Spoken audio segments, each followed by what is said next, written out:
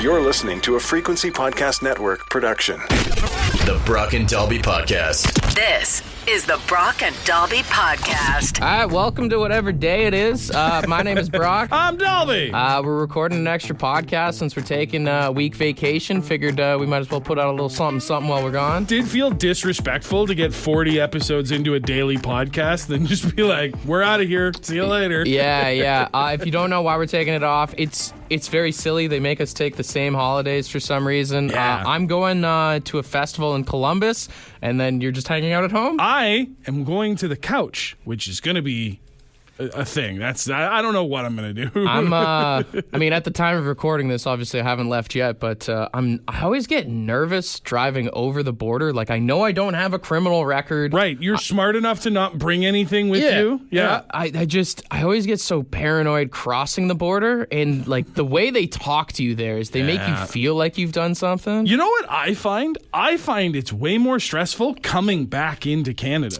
Depending on who you get. Yeah. When I drive across, maybe you're right. Maybe I've just had like a good run so far. You also have kids when you go over the border. That makes a difference. Dude, no, but I have kids, but I'm a single dad. Like, their mom passed, so every time I pull up and I hand over, they see dad, 2 kids, no mom.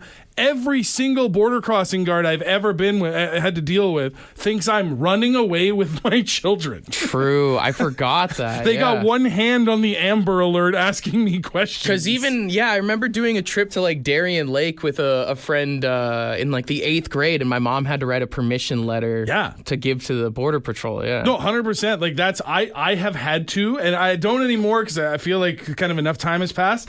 But there was a time where I had to bring a copy of my wife's death certificate just so that the cops would be like, oh, and then it gets real awkward because then they feel bad and they're like, oh my God, hi kids, please drive, just go. That's actually, if you're comfortable with it, that's a funny move. No, 100%. If they're like, hey, does their mom know that they're here? And you just be like, you piece of shit.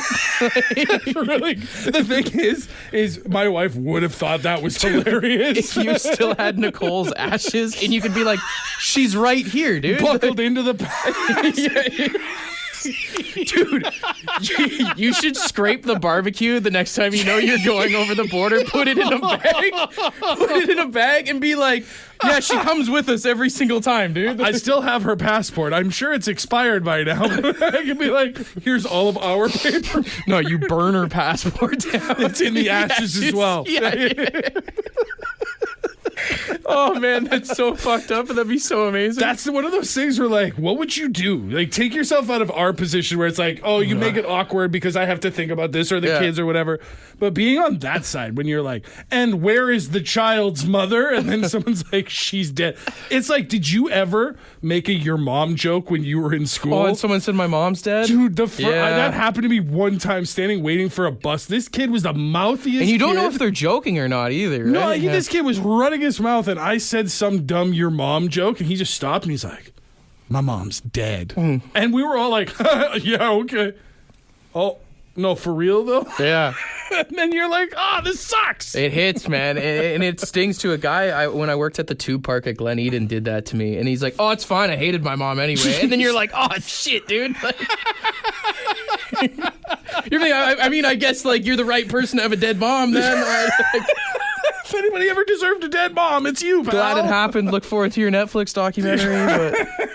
But yeah, man, driving over the border is funny too, and it kind of sucks because, like, my buddy, I know he listens. He's going to listen to this stuff, so no disrespect, Derek. You know I love you, but my buddy's got some DUIs, so he can't even drive. Yeah. So, like, kind of shitty for the road trip to Columbus. Like, I have to drive the whole way because he legally cannot drive unless there's a breathalyzer in the car. And not only that, but here today, about, almost a week before you're going, that you're going to get pulled over for extra searching at the border. Like, yeah. He's going to be there. You know that you're not going to get waved through. You're going to be asked to move to secondary. Well, and we both kind of look sketchy. Like, I didn't want to be the one to say it, but you did get pulled over at 4 a.m. on a bike coming to work one day. So, yeah, you give off a certain aura to people who don't know you. Well, like me and my buddy pull up with our tattoos and stuff, and it's like, where are you guys going? To a music festival. They're going to be like, all right, pull over. Let's see what you got in the trunk. Yeah. But isn't if I'm not mistaken, Ohio's one of those places where it's legal anyway, right? We're talking about the devil's lettuce? Yeah, like you'd have to be kind of a bonehead to try and sneak it across the border going somewhere where you can purchase. I think it's one of the states that is. Yeah, but like that's the weird thing is that even coming into Canada, like you can't, like even with legalization, like you can't bring anything in, you can't bring anything out, obviously. It's this weird like membrane at the border where like it's legal here and it's legal here, but if you cross over with it, what are you doing? I was just thinking back to the wife's ashes thing. You could smuggle drugs through the ashes. Yo, come on now. Someone's had to have done that. I guarantee you someone smuggled drugs through like their wife's ashes or whatever. Look at all the stories that we see, especially down in like Florida, of people like smuggling things. The places people have already fully admitted to putting drugs, nothing's off the table in this story. Yeah. If you want to get something somewhere, you'll find a way. Cocaine smuggling through an urn. That's had to have been a thing, right? But the thing is that you can't mingle. I mean, listen, I'm not a cocaine expert, obviously, but I feel like you can't mingle ashes and cocaine. Like, you can't sift them apart afterwards, can you? I mean, as far as I've seen from like The Wire and stuff, I mean, people are always cutting their shit with other stuff, right? Like dudes are putting like sugar and baking powder and stuff in it. What was that movie with Method Man and Redman, How High, where they smoke weed that's got a buddy's ashes in it? Imagine if that was a real thing. Some guy goes to do a rip of cocaine and all of a sudden there's just a ghost standing in front of him. Just snorting up Rick James or something. Like, horrifying. Getting away from drugs because I don't like. I feel like it's a bad idea to put this podcast out and then drive over the border. I can make sure to not release it until you're safely in Ohio if you want. The biggest thing I'm stoked about is like the festival is going to be sick. Like the Misfits are playing there, which is a band I've always wanted to see. That's Disturbed, Pantera, Slipknot, all this stuff. Former WCW superstars, the Misfits. Put some respect on their accomplishments. Yes, if that's what you think of. I can't wait to just go to a Walmart in the States. Dude, it's so fun. A, for the people watching, which is going to be 100% insane. And then B, like the food select. Like if I feel like, and you would agree with me on this, we both lived in the States, we'd be like 500 pounds. 100%. I'm already 325 and I live in Canada. If I go across the border, it's game over, brother. Yeah. You're reaching Andre the Giant potential. They're going to take my ankle. Yeah. It's the whole cereal aisle is nuts. I know I've said it a million times, like actually on the show, but like the Captain Crunch game out there's like a million different Captain Crunches. I'll go ahead and say it. Canada should be embarrassed by its Pop-Tart representation. Yeah. You go to the States and you understand what a Pop-Tart really is. A Boston cream donut flavored Pop-Tart? I can't just have that for breakfast any day I want? I'm going to get a bunch of Mountain Dews for sure. Maybe we can, when we get back, I'll bring back a bunch of Mountain Dews and we could do a Mountain Dew taste test with you. A Mountain Dew tier list? See what the best dew is? Yeah, or even like see if you could guess what flavors they are, because the same thing with Mountain Dew. I mean, we have like 3 here, but there's like 20-something there. Dude, I saw a Mountain Dew yesterday. I took my son to Circle K so he could get a slush, like a Slurpee. Yeah. And they had a bunch of Mountain Dew flavors. I'm sorry to say the first one he chose was Code Red. I know it's not your favorite. All right. But then he was about to pour himself what looked like a grape-flavored Mountain Dew until I read it out loud that it was like raisins and prunes. Yeah. There are no blackberries and prunes. Blackberry, yeah. Like, who's drinking blackberry and prune Mountain Dew? Well, I mean, you got to think about it. These people that grew up in the 80s and 90s are just getting older. Our digestive systems are getting worse. If you're turning to Mountain Dew to keep you regular, life has not gone the way that you imagined. You've been doing the dew too long. Now you need to do the poo, dude. That's what it is, man. I just look forward to the idea, like you said, of like a certain generation grew up on Mountain Dew as like rad, edgy, extreme beverage. And as we get older, like that's going to stay part of our lore, our lexicon. Yeah. And I just love the idea that one day Mountain Dew could be looked at as like a nostalgic, antique, high-class beverage. They're like sponsoring skateboarders and like BMXers forever. Now they're just sponsoring like toilets. Dude, the Mountain Dew Code Red in the bathroom is not something you want to deal with, bro. That's a talk to your doctor opportunity. The words Code Red and bathroom have never gone together in a positive fashion. Did you ever hear, what was the like schoolyard rumor growing up that Mountain Dew killed your sperm count? I never heard that? that one. The big one in the territories was that Mountain Dew was literally windshield washer fluid. Oh, I've never heard that. Yeah, That's actually yeah. pretty good. Some of those like crazy colored windshield washer fluids, especially like the buggy greeny ones. They were like, that's just Mountain Dew. They take the foam out of it before you spray it on your windshield. The one I always heard in high school was that Mountain Dew killed your sperm count. So it was like a thing that like guys would drink Mountain Dew if they knew they were going to hook up. I was just going to say, is that why you've been drinking Mountain Dew your whole life? I'm not going to lie. When I was like 16, I thought that was a legit thing. If you do the do, you can't spew, you know? Like, that's what I thought it was. I just love the idea of being like, all right, I finally asked Jenny out on a date. We're going out. I think I got a chance. Time to do the do. Extreme. Like, the equivalent would basically be turning on the microwave and holding it near your crotch. Like, that's essentially what you were thinking you were doing. That's what I thought. I thought that green fluid like went in there and just like I thought it was like Osmosis Jones and it just like what a reference. It just went into your like I don't know scrotal area whatever. Yeah. And just targeted all your sperm. Just zap, zap, zap. To be fair, in your defense, the color of Mountain Dew should give no false illusions that it could be anything but bad for you. Also, I mean, even thinking about it, like slugging back a Mountain Dew before you're gonna get it on is hilarious too. Like you're chilling with a girl or whatever, and you're sitting there and you just like crack a cold Mountain Dew real quick.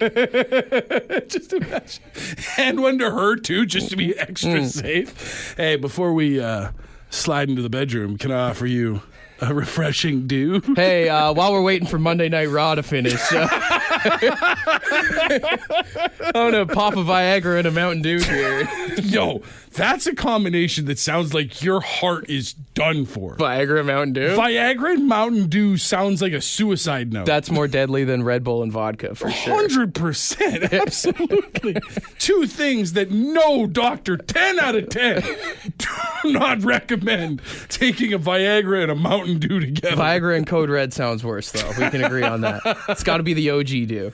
Do you remember Jolt Cola? Yeah. Does Jolt Cola still exist? I don't know. I haven't seen it in a long time, actually. Because that was the thing. The corner store that it was across Basil's. That was what it was called. It was right across the street from the high school in Hay River, like Northwest Territories. Yeah. That was the place that all the kids would go. They had like some arcade machines, those old like Rush driving games and pinball. They had a foosball table. And then they would get in kind of like very random drinks every now and again. And I remember they got in Jolt and every kid bought one thinking it was like they were breaking the law. Like, this stuff's not even healthy. This stuff's not even legal. Dude, the first time I had a Red Bull, that's what happened. I remember when I lived in Burlington, me and my friend Andrew and his neighbor, we snuck off to the corner store and we got this guy's older sister to buy us a Red Bull because we thought we were underage. We were like 10. We thought we weren't allowed to buy it. Honestly, you shouldn't be. And we split like one of the small cans of Red Bull, and the ad campaign was the Red Bull gives you wings. Before they had the lawsuit before and they stuff. got sued. And I remember like sitting around and we did that like classic thing, kind of like what kids do when they smoke weed for the first time. And we're like, are you feeling it? I'm feeling it. And I was like, oh my God, I have so much energy. Do you have wings right now? My buddy's mom came home and she was pissed. Because she found the can? Yeah, she found the can. She's like, I told you can't drink this. And it was like a huge thing. She told my mom and my mom was like, what is this? Yeah. I guess that's if Jolt doesn't exist, it's probably only because like 40% of your average convenience store's pop cooler is energy drinks now. Yeah. Like Jolt tasted like shit. No one ever drank Jolt because they were like, what a delicious, refreshing beverage. The whole selling feature was that it was like double the caffeine of regular pops. Yeah, it was going to get you jacked up. Right. Yeah. But now I can go buy a Rockstar that tastes like rainbows and get all the energy I need. The energy drink craze was nuts. I mean, what was that? What's that runner? He did the cheetah all the time. Oh, Ben Johnson. Yeah. Because he cheated in the Olympics. There was that. There's Rockstar. Monster was big. Yeah. Man, there was so many. I remember it was like a thing in the 7th and 8th grade for me that like kids you'd go into a boy's room and he'd have just like a shit ton of energy drink cans on a shelf. And like, you'd go, Oh, he's so cool. So sick. Now you're like, you're going to get fucking ants cleaning your room. Dude, that kid can kickflip for sure, dude. That kid's probably got a sick Fox Racing shirt as well. I'll tell you right now, I've had more than enough energy drinks. I still can't kickflip, all right? That is not true. The energy drink thing is crazy, but I feel like that's what Prime is for kids now. Dude, my son is obsessed. I've never had one, honestly. They honestly taste like shit. And they're not energy drinks in Canada. They're just like they have Gatorades. Both. If you buy them in the plastic bottle, it's essentially Gatorade. That's Prime hydration. But if you see the tall, like the Red Bull style thin cans, those are energy drinks. They're just modified from, they're less caffeine, I think, than the ones they sell in the States. And there was this big scandal of like, oh, they're smuggling stuff into Canada. It's like, no, it's like these bodega type stores in Canada were buying it out of New York and shipping it up so that they could sell it. Prime never released in Canada until they were compliant. Is that like modern day bootlegging? Is like snacks from the States now? Honestly, feels like it is. I can think of just here alone, there are 3 separate stores you can go to buy American snacks and drinks. It's just Mountain Dew runners. That's what a crime to go down for. We talk on the show all the time about the hilarity of like, what are you in for? Yeah. What are you in for? I was running code red across the board. Yo, I'd love to see an episode of like To Serve and Protect where they raid a convenience store just because they've got the illegal primes and Mountain Dews and stuff. Yeah. Was the border crossing show? I don't know if that's still Border on. Patrol. Border Patrol. And just having them like, can you pull over into secondary? They start pulling the car apart. Also, it's like, oh, there's a false floor. There's a false bottom in this trunk. You peel it back and it's just Mountain Dew and Prime. We've got a 2.4 voltage in the back seat here. Oh, you thought you weren't going to declare all of this code red? You thought you could just bring Baja Blast into where I live? But, dude, yeah, the snack game, the drink game out in the States. I know we're just like fat guy and hard right now talking about drinks and stuff. Well, I mean, brother, I live the lifestyle. You're a little bit of a poser. I get stoked just even seeing the fast food places. Like, I remember actually one time when I went to Ohio when I was a kid, we made an effort. We saw like a White Castle sign on the highway. We made an effort to drive like an extra 20 minutes past our exit just to find it. Just to get to it. I heard it's dog shit. It was fucking trash. It was absolute, like, I wouldn't eat that like if I had smoked like a million bowls, dude. That like, one movie, though, made it seem like it was just the best thing going. Yeah. They're like these rinky-dink little burgers that'll give you worse diarrhea than Taco Bell, honestly. And then meanwhile, on the other side, like, I saw a lot of the, like, scandalous behavior and beliefs of like the CEO of Chick-fil-A and all this other stuff. And I mean, I don't begrudge anyone their religious beliefs, but a lot of the stories were like, they were really dicks to people. And I was like, I'm not eating Chick-fil-A. And then I found myself there one time and I was like, well, you got to try it, right? You got to see what the hype's about. They could shoot a child in the streets. That chicken sandwich is so fucking good. It's so good, I know there's one in Toronto now, too, or something. I've heard that, but like... It's probably not the same. Yeah, I just can't... We're getting all of these American things franchised over, and I feel like it's going to be like when Canada got Target. Yeah. It's like, it's got the same logo, but it's not the same. It's like a cover band. Yeah. You guys can dress up like Gene Simmons and Paul Stanley all you want. You're not the real thing, dude. It's Chick-fil-A, and it's just a green can like the Pilsner. Yeah. I'm also just excited, just like I said, like go to Walmart. The people watching is good. Ohio is one of those interesting places because, I mean, it's not that far from Ontario. I think once we cross over in Buffalo, we're like a 5-hour, maybe a 4-hour drive. Oh, shit, that's not bad at all. But they got those accents. I don't know where I thought Ohio was, but I didn't think it was that close. Yeah, you go through like New York, Pennsylvania, and then you're basically there. But they have accents. What's the Ohioan accent? It's like this. It's almost like, it's not Southern, but it's like on the way. Yeah. We're not quite in the South yet, but we're getting there. We're the Buckeye State, the Ohio State University. The Ohio State. I love the audacity of having to put "the" in front of your university. Yeah. It's like you're in Ohio, all right? Dude, it's not a big deal. Last time I was in Ohio, I saw like a shit ton of cars with like NRA stickers and stuff like that. Like you're in like the heart of America, dude. Right, I remember when I lived in Saskatchewan, I was working for a radio station in Regina. It was the first time Donald Trump ran and won for the U.S. president election. Yeah. And we thought it would be a funny bit to drive to the border because Regina's not that far. So we drove to the American border and stood on the side of the road holding up signs saying like, sorry about Trump, fleeing immigrants welcome, that sort of thing. Just being dumb. Oh, I remember that. Yeah. Completely forgot that we were above North Dakota, which is like the reddest of red northern states. We're like, this was not the place to make this joke. Well, the funny thing is like we know so much about the states. Yeah. We know their politics, their geography, their history, everything. Yeah. But they don't have a friggin' clue about us. Like, honestly. I guarantee you, I'll go to Ohio next week. I'll meet someone at the festival, and they will have no clue like where we are. They also think it still snows all year round, and they're like 6-7 hours away from us. Yeah. Oh my God, you came here from Canada? I knew a guy named Bill, lived in Toronto, rode a polar bear to work every day. And you're just like, are you a real fucking person? How do you exist? You know that dude from your hometown that has like never left and gone anywhere? That's like 70% of people in the States. It's so many Americans within the confines of their own country. Like they know everything that's going on there, and then it just stops. That's why some of those states are passing those laws on being able to date your cousins, man. Dude, if you can't leave home, like, what are you gonna do? You know. At the same time, like, we can't make too many jokes because like Manitoba's just over there, you know what I mean? I got family from Newfoundland, brother. My cousin literally married another guy with the last name Lewis, and we were all like, You gotta do 23andMe as part of the prenup? Yeah. Like. Lord, Thunder, and Jesus, brother. All right, man. I mean, I don't know. We've never actually done like a normal podcast before. What were we clocking in at time-wise? We're about 21 minutes right now. I did want to ask you one other thing. Yeah. How excited are you to go see Limp Bizkit? Dude, so excited. So that's been a dream of mine since I was like 8 years old, dude. You know what the crazy thing is? So like you said since 8 years old. So that's like 4 years ago. Like the idea that like they've been around for so long and it felt like they died off.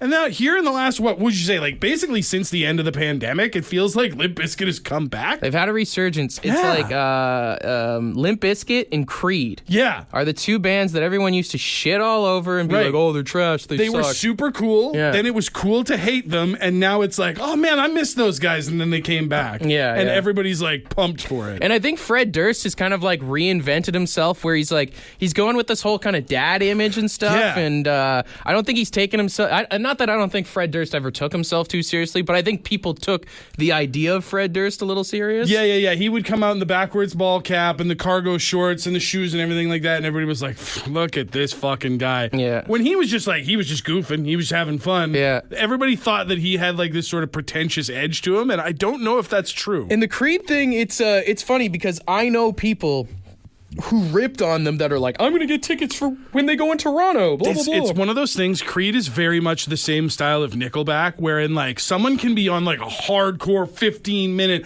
profanity-laden rant about Creed is everything that's wrong with the music industry and I fucking hate those guys and blah, blah, blah, blah, blah.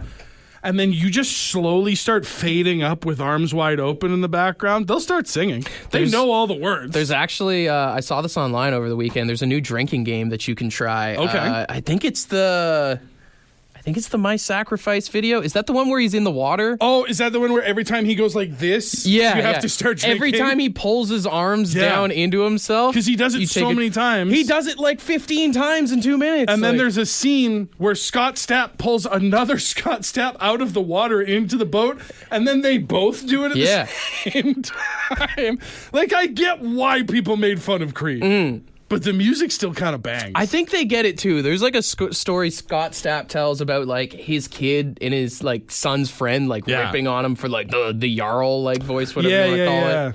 But I mean, I'm excited to see Limp Bizkit, dude. When break stuff comes on, that'll be crazy. Yeah. But even more, keep rolling, dude. Dude, it's just a jam. All I need is Dead Man Walking right before. A little motorcycle action. Hey, man's retired. There's nothing saying there is a non-0% chance that the Undertaker shows up at Sonic Temple. Yeah. I'm not saying he will. I'm just saying he's got the time. I'm just my buddy was asking, he's like, are we gonna go in the pit and stuff? And I feel like the past couple years, like I've stepped away from like kind of my pit activities a bit. That's fair. I don't know. There's some bands I feel like I might have to, but then like also like we're on the verge of 30, and then like there's some concerts I go to now where I'm like, fuck. fuck, we're getting old. Why is everybody so loud and so aggressive? Yeah, I remember going to concerts where I'd see people and I'd even be like, look at this old guy. And like, I like see kids looking at me at some of these punk shows I go to now. And I'm like, fuck. You know what? Actually, I'm glad you brought up the pit because there was one other thing I wanted to ask you about. And we'll talk about this and then we can wrap this up so you can start packing and stuff. Yeah.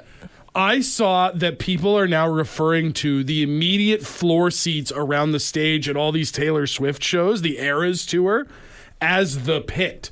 They're claiming like, oh, I got pit tickets for Taylor But they Swift. have seats and stuff? No, it's standing room only. Oh, okay. But they are calling it the pit, and I want to know, as someone who has been in their fair share of pits, I'm not a pit guy. I stand to the back where the sound is better. You used to be a big pit guy. Yeah. How do you feel about Swifties claiming that there's a pit at the Eras tour? Fuck yeah, dude. Dude, open that shit up. Dude, a wall of death at a Taylor Swift concert would be insane, man. I feel like people might actually die. If Swifties yeah. all started like throwing elbows and spinning around. Well, it wouldn't even be that. Do you know how many ankles would get broken? Like, just with the high heels alone, dude? You're right. Yeah. You're right, dude. There's something about getting kicked with like a good pair of like old boots, but getting kicked with like a stiletto heel would be awful. I would love to hear Taylor Swift just like, open this fucking pit up right now. All right, everybody. I want to thank you all for coming. It just means so much. Circle pit. Yeah, let's open that shit up. On the count of 3. 1, 2, 3. You gotta shake it off. Shake it off. And they all just come clapping in. Oh, dude. If they ever open up a pit to shake it off, I will officially start logging into Ticketmaster to try and get Taylor Swift tickets. Hell yeah. I dude. am on board for Hell that. yeah, dude. All right. Well, I guess on that note, that's the best laugh we'll have in this whole thing. Yeah. That's going to do it for us. We'll be back next week. That's right. He's Brock. I'm Dalby. You can find us on all the social medias. You can find our show usually weekdays from 5:30 to 9 all across Ontario. Listening online at the, Radio Player Canada. Radio Player Is that what Canada it app. is? Yeah. I am a fucking professional. I know these things. We appreciate you hanging out with us. And once he's back from Sonic Temple, assuming he doesn't die in the mosh pit, we'll be back to giving you daily doses of the BaDPod. All right. Take care. Thanks for listening. Give us a rating and a shitty review. Remember, that's the bit. 5-star review, shitty, or 5-star rating, shitty review. That's what we do to confuse the people. Yeah. Or 1 star and a good review. That works too. No, we still have a perfect 5-star score. Don't be the one that fucks that up. True. All right. Okay. All right. We're going to get out of here. Y'all keep it sexy. We'll talk to you in a week. Bye, everybody. For more Brock and Dalby, tune in weekday mornings 5:30 to 9. The Brock and Dalby podcast is brought to you by badshop.ca, the Brock and Dalby merch store. With all proceeds going to the Canadian Cancer Society.